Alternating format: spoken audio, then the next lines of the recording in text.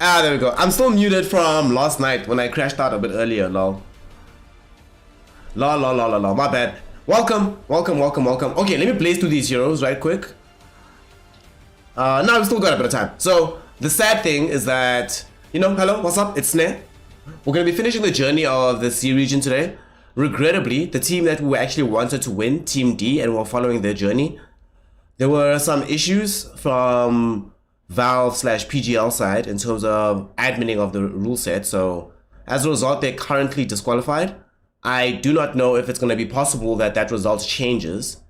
They were supposed to play up against Team Shinigami right now, and the winner of that play up against the winner of this matchup, which is Patriots versus Reckoning Esports. However, with things looking at how they look right now, Team SMG are only informed very recently, and I say very recently, I mean now. This is, I'm finding this out minutes before the game was live, so I can imagine that they're in somewhat of a similar position. They find out suddenly that they still have to play another best of 3, might have to play another best of 3 later. It's unknown whether or not they'll be able to make it, so thus far it's looking like Team Shinigami might be able to get themselves an automatic win in their match. I hope something changes soon. I hope these discussions don't go south, but either way, unfortunately we can't actually see the side right now of Team D because Valve won't let us. Feels bad. It's a bit of a shit show, but it is what it is. For now, there's people in the background trying to sort that out, but for now, it has to be just what happens. Who is more Jordan Peterson, Puck or DP? I say Puck because Puck is also very elusive and hard to pin down in the fight, right? So you can say that it's a quirk of Jordan Peterson's language. Very hard to pin him down on saying something resolute. Anyway, with all that sadness out of the way, if you want to see for the first time, make sure you follow. Make sure you subscribe as well. Be awesome, be cool, be like TQ, who's a boss. And also just come say hi and chat, hang out with the homies. We're going to be here for this Dotes. Hopefully, this is not just going to be them automatically going into playing against Shinigami, but let's see. Let's talk Dota. Lion, Pango, Nature's Prophet, Storm for the Patriots. Reckoning Esports have gone for Tusk, Bloodseeker, Lesh, and Abaddon. How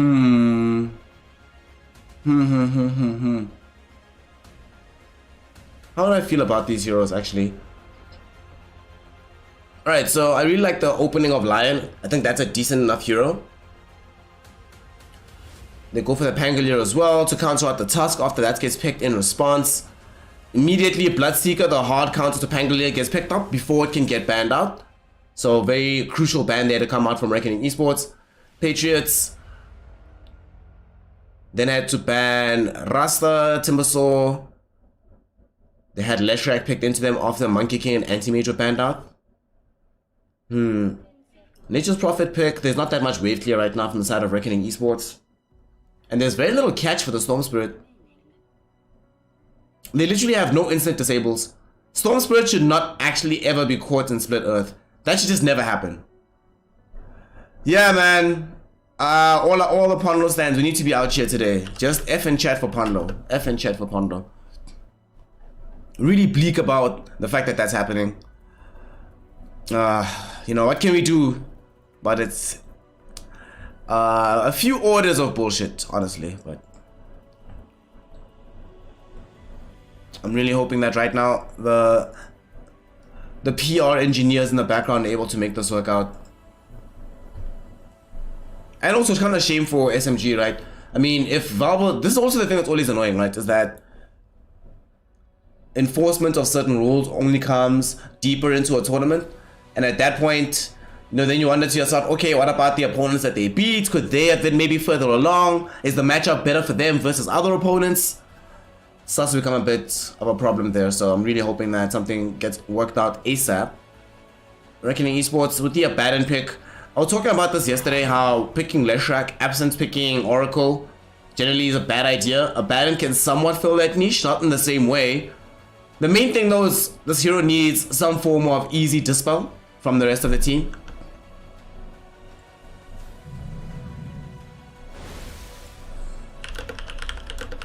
They go for some team fight here on the side of Patriots by snagging up this Tidehunter to end out the draft. This makes sense to me. They realize they can't actually play Pangolia offlane in this game, so you ain't got no other option. Rather pick up this Tide. Tide will go offlane, Pango will play 4.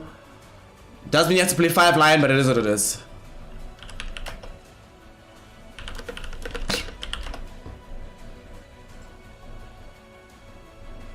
Yeah, exactly. It's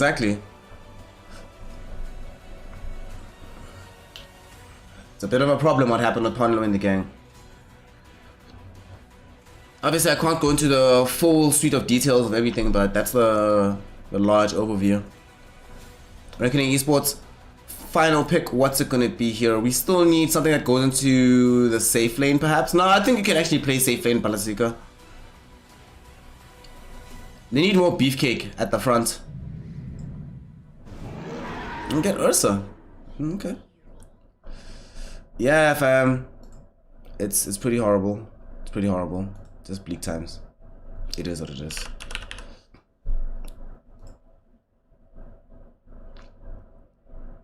Yeah, that's the email.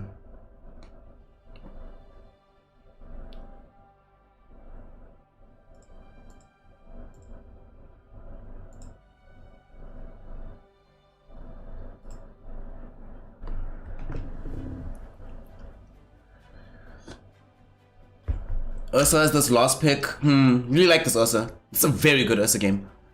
Also a fantastic game for Ursa to be rushing the Abyssal Blade. Given the stuns that they have at their disposal from the side of Patriots, he might decide to go SNY straight into Abyssal instead of stopping off. Oh, sorry, Battle Fury straight into Abyssal before stopping over for BKB. But, yeah, against Ravage, you probably still want BKB, right? Yeah, sure, you have the Enrage, but it's BKB. What do you want? It's BKB. So Reckoning Esports. Okay, let's see what the predictions are gonna be. All right, chat. One second. I'm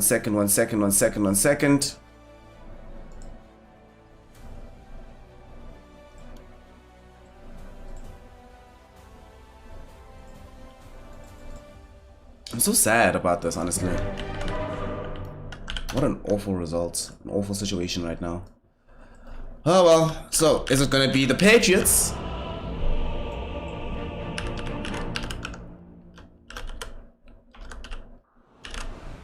Or is Reckoning going to be the squad that ends up walking away with this a big dub today?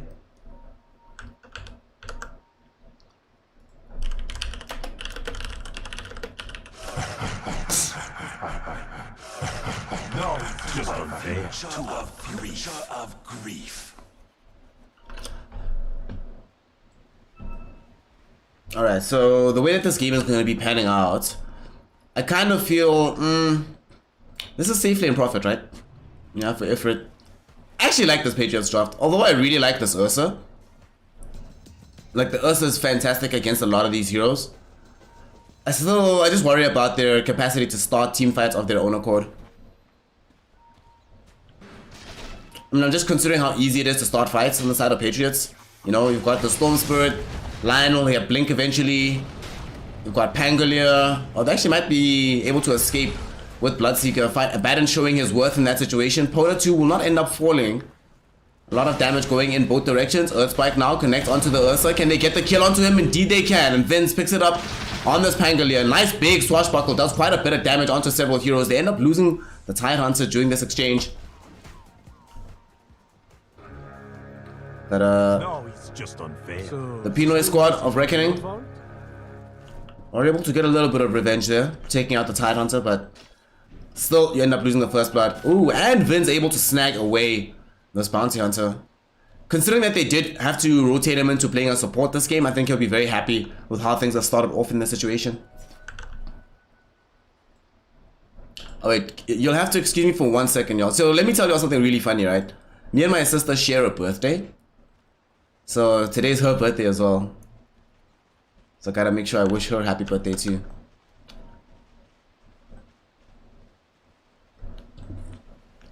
In the top lane, Ifrit, they're actually deciding to lane the Nature's Prophet this side, changing their mind about whether or not they actually want to run at bottom. So instead it's going to be this Tidehunter that comes this side. They were trying to avoid this Ursa matchup, but whether you try to avoid it or not, the Ursa matchup comes for you. The Ursa matchup comes for you. Mid lane, Lesh versus Storm. We saw this matchup yesterday, and Lesh did crush the matchup.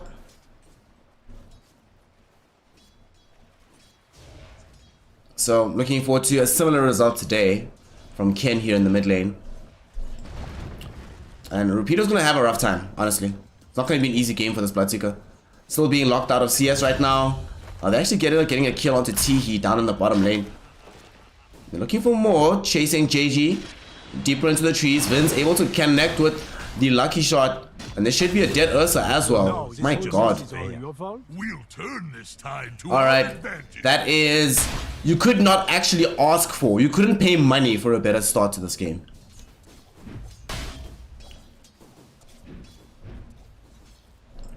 BFL, off the back of this, let's see, he's now level 2, they're still only level 1 on Ursa. The main thing why they can still apply this kind of pressure is that there's no Fury Swipes just yet, so not afraid of trading with Ursa. This is like, in concept, a very scary trade lane between Curse of Avernus and Fury Swipes. However, without both being available, it's not nearly as scary.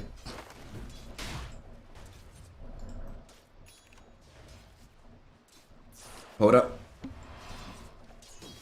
Man's not too far away from this bottle, but yeah.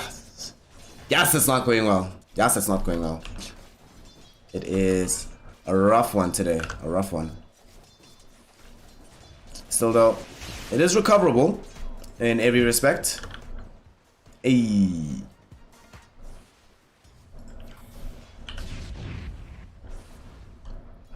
What did I do? Oh, that's what I did, yeah. Yeah, SMG is supposed to continue, but the thing is, SMG, basically everybody was only informed about this now, like right now, like today. Ken, is he gonna get this kill? Oh, Fairy Fire does end up keeping Poto alive. However, lightning will not be enough to keep the storm going, as he gets brought down by lightning itself. Oof, that feels pretty bad. You're already in a losing matchup.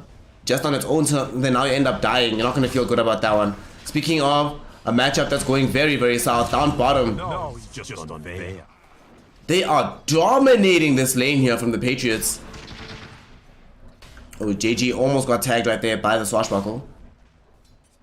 Yeah, but the issue is that SMG were only alerted to the fact that they have to play now, like a few hours ago. So it's unclear whether or not the team is prepared. Oh, hey, they are. Okay, they're configuring the lobby. Alright, so SMG are going to play. It's unfortunate, but what can we do? Mid lane. Teehee can. Let's see if they can secure a rune here for the Leshrac. It is going to be an arcane rune to refill this bottle. Only level 5, so it's going to be a while before Leshrac feels comfortable making a rotation. However, because of the success of the lane, Poto 2 is fully gimped on the Storm Spirit. And now they've managed to fully gimp the Ursa. 0-3 in the lane versus Tidehunter.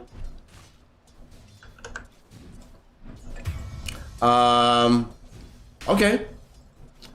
Other side of the map, they at the very least get a kill onto this lion. But Rupido's not going to be very happy about this. They'd much rather prefer that the hard lane goes to this Rupido Bloodseeker than this Ursa. Now you're going to be dealing with a severely underfarmed Ursa. Now we see Ursa can't approach the lane at all. He's level 3, Tide is level 4, Pango's level 4. And now they're trying to get a dive onto Poda, but Vince will show up with the TP. Dissuade Ken from wanting to jump further in. The lightning storm will be there, but not enough damage to actually push Poda 2 over the edge.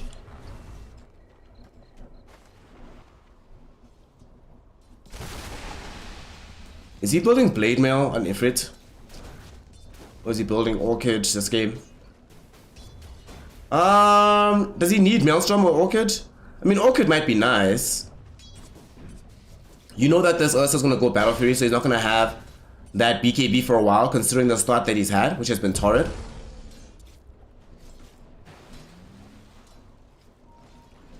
So because of how badly things have gone for the Ursa, more options become available for the Ifrit Nature's Prophet to decide exactly how he wants to configure things.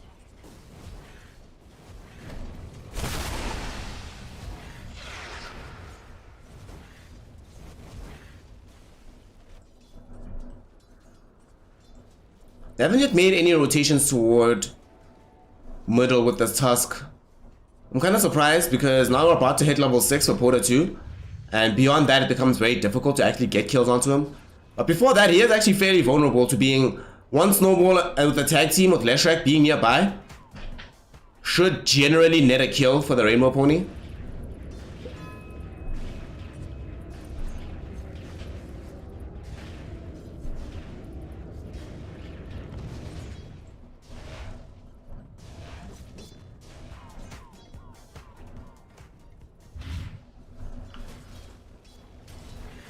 Ifrit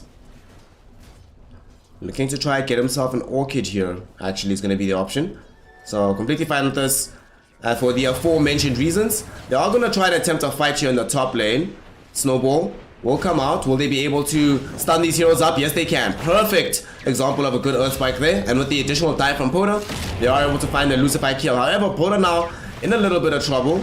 He's inside the Blood Right, doesn't have the TP to get out to safety. Ravage will follow up though from BFL, and with the Earth Spike going directly onto Ken. Yes, sure, they got the kill onto the Storm Spirit. That'll immediately though lead into a death onto Ken himself, and Rupido wants to try to bring down Travens. Will not be able to keep this chase going, trying to now just escape of his own accord. The same going for Tihi. Will be slowed up by this gust.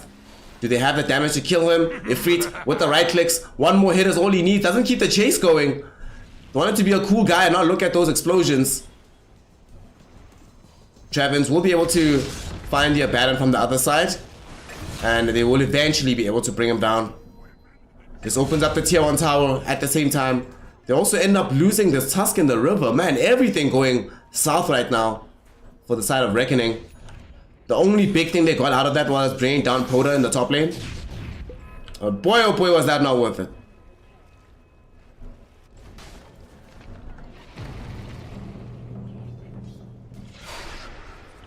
Rupido might be in trouble here. Earth Spike will be able to reach him from Travens. No mana for an additional Hex, but they managed to get somewhat of a surround onto him and they force him away. He uses the Rupture onto BFL to make it impossible for the Tide to keep this pursuit going.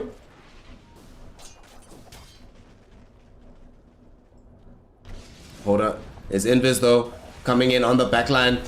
Will be able to zip in onto Rupido. Rupido's definitely gonna die from this one, and here Ifrit will even port back in with the Nature's Prophet. Somehow Travens stays alive again. How lucky can one lion get? Oh my goodness.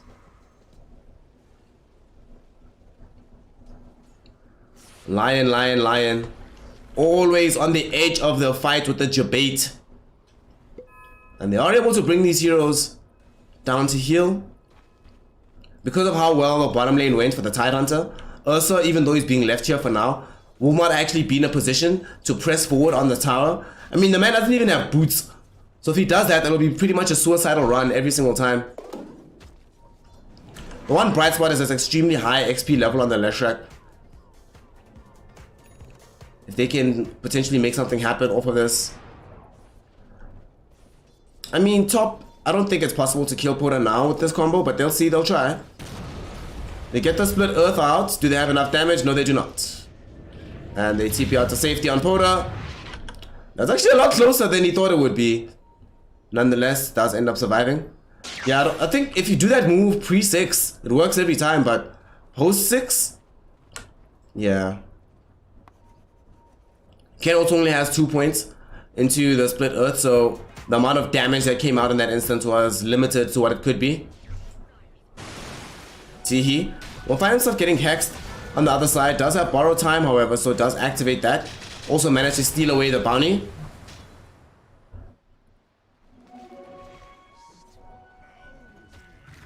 Vince scared of getting ruptured, but will keep close enough with his team that this Bloodseeker knows that initiating a fight would just be a bad idea on his part. And they will manage to secure the tier 1 tower. This push, easily successful here.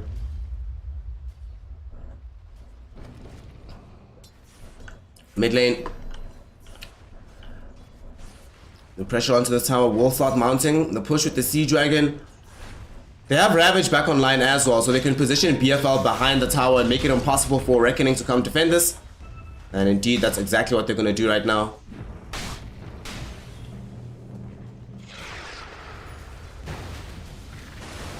Perhaps they'll be able to find the deny.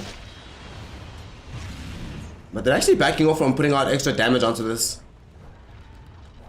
So Patriots will be taking the utmost care in terms of how they want to go forward here. And we'll decide to just keep this one backed off. No real rush right now. The game is still going extremely well for them. Now that you have this Orchid, it's go time. And look how poor Ursa is. It's not going to be a factor in this game for quite some time. And Bloodseeker is even poorer. Rod of Atos, not like he's nearby having the side on. They look like they're going to drive onto Ken though in the top lane. And they will be able to find a kill onto him. They catch and kill the Leshrac. The next one to fall should be the Lucified Tusk. The Ice Shards will not protect you, fam.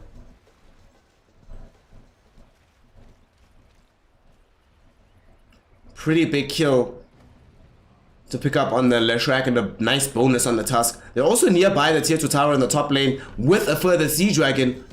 So we're free with all these treants. Okay, I say that as he decides to let the treants lapse and not resummon them to put pressure on the tower. But it's still cool. It's still fine. It's still fine.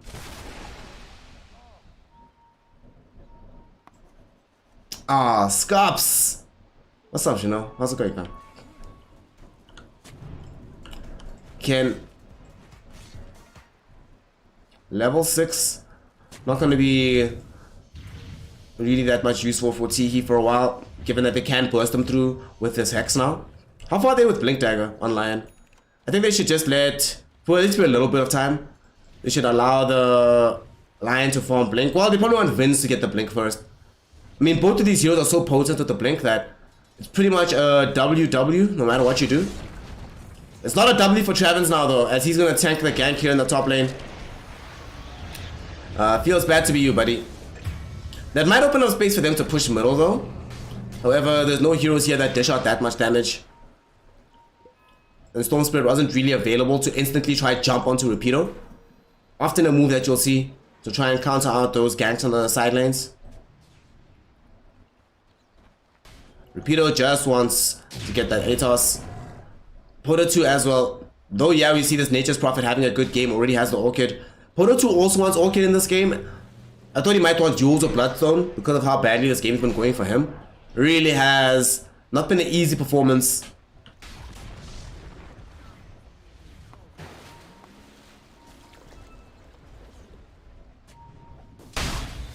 BFL. Also angling towards the Blink Dagger. A lot of additional mobility will be available for Patriots at that point. Ideally the double Blink from the Tide Pango. Storm being able to zip in, and eventually you'll get Blink on this line as well. I actually wouldn't be surprised if he's stacking up gold for it right now.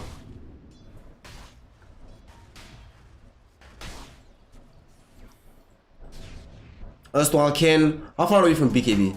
Still very far, only have your Scepter. We only just got the Battle Fury for JG. So it's going to be a while before this Ursa starts to really leave an impression on the game. But he's catching up though, he's getting there, Look at him go. Given where he was at a point in this game, definitely a market improvement. Honestly though, I am terrified about the fact that this Bloodseeker might have a bit too much to do. And if he doesn't manage to control the Pango through the Rupture, Yo, this actually looks like a very good game for Pango to cause a hell of a lot of chaos.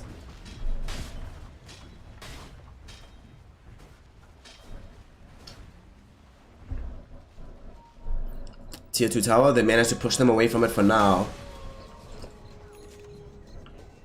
Looks like Patriots content right now to play things a little bit more cerebrally and slowly. I think they could force a fight with the Ravage. And yeah, BFL should position like this. Now these heroes have to leave. Tihi, Earth Spike will connect out onto him. They get the Ravage out. Rupido getting caught immediately with the finger. The Baron was able to at least get the Aphotic Shield out onto him for a moment, but it doesn't end up helping him out in the long run. They do get the kill onto the Lion. Ken with the Pulse Nova damage and the Diabolic Edict. Able to make that happen, but much happier to have forced the death of the Bloodseeker. And also they decided to buy back. I'm not really sure about that one. I feel like you have to know that after they've committed Ravage, there's no way you buy back and they go deeper into the fight. They're always going to retreat. And you're not necessarily the best hero to stop that kind of function. So, kind of peculiar, that move they made. But it is what it is. Rapido. With that buyback as well, that's going to drastically delay the timing of this Rod of Atos. They at least get the tier 1 tower mid though. BFL doesn't have Ravage anymore, so he's not nearly as threatening. But they've also committed the Rolling Thunder already.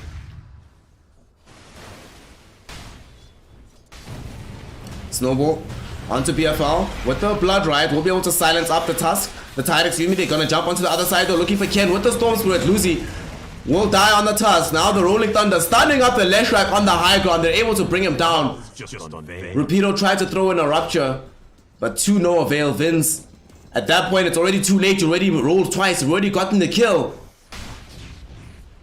And they still failed to be able to connect the tier 1 tower because that still stands. That was half the reason they decided to make that maneuver. And now they can set their sights truly towards the target. Tier 2 tower in the top lane, ready for the push. Ifrit already having ported the side.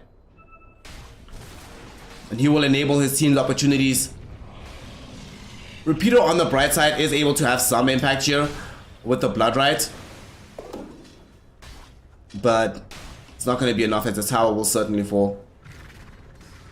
Or not. What the hell is up with this game and everybody leaving towers on very, very last touch? We see Ice Shot catching out a Ifrit. They've already gotten the kill onto Traven. No, they haven't just yet. He does eventually die, but it does cost the life now of the Tusker. Beautiful silence of this Orchid going out onto the Bloodseeker. Swashbuckle. Not going to be enough to be able to keep Vince alive. However, the additional Lucky Shot might have aided somewhat in making sure that Ifrit lives. Pango will gladly trade his life for that one. 2 supports for 1 support and a tower. I'm happier with the tower, especially if I'm playing Nature's Prophet.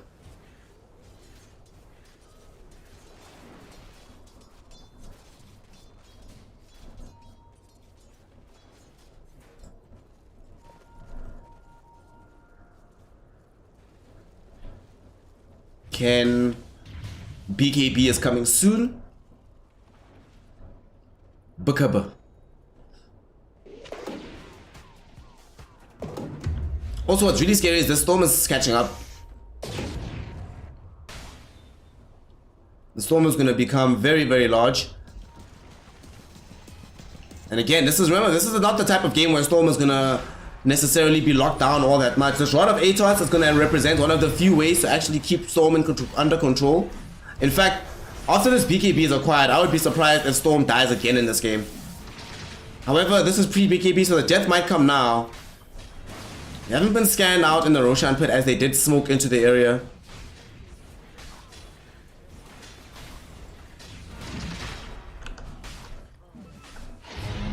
And there we go. Got him. Got him. Hoda 2. Able to pick up this Aegis. Storm Spirit, best Aegis carrier in the entire freaking game of Dota 2. Oh, snap. Snap. I have to do something. Sorry.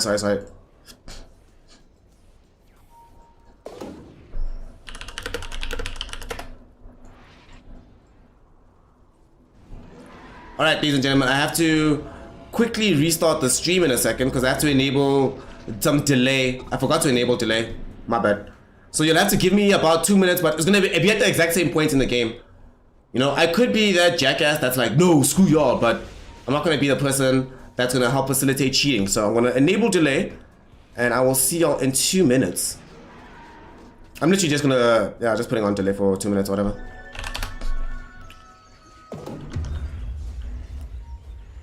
So I'll see y'all in a second. I'll see y'all in a second. Don't go anywhere. We'll be right back. We'll be right back.